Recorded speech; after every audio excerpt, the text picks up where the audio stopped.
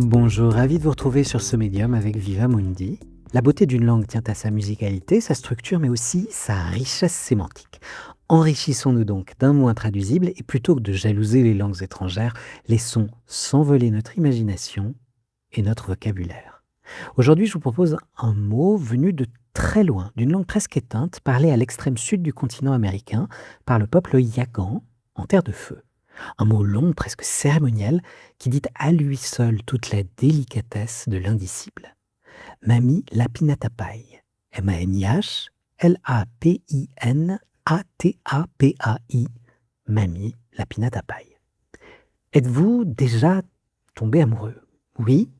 Alors, vous n'aurez aucun mal à imaginer deux personnes.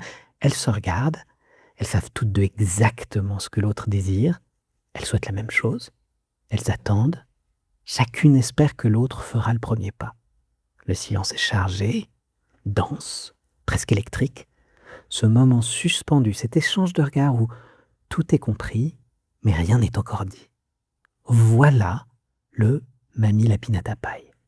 C'est le regard partagé entre deux personnes qui désirent qu'une chose commence, mais qu'aucune n'ose initier. Amour naissant, aveu retenu, premier geste différé, le Mami Lapinatapai n'est ni l'action ni l'inaction, c'est l'instant juste avant. Un instant d'une intensité rare, où le monde semble retenir son souffle.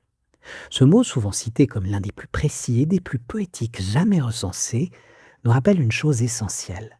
Certaines expériences humaines sont universelles, mais seules certaines langues prennent la peine de les nommer.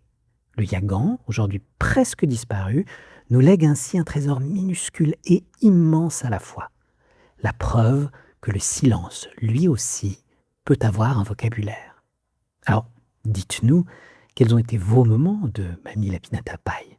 Un regard échangé, une phrase jamais prononcée, une histoire qui aurait pu, aurait dû commencer, ou qui a fini par commencer justement parce que quelqu'un a osé rompre ce silence. Partagez-les en commentaire.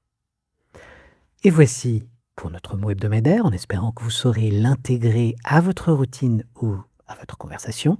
N'hésitez pas à disséminer ce podcast s'il vous a plu, mais aussi à le commenter en partageant avec nous tous vos mots préférés. À bientôt pour un nouvel envol, pour que vivent ce mot et toutes les langues avec Viva Mundi.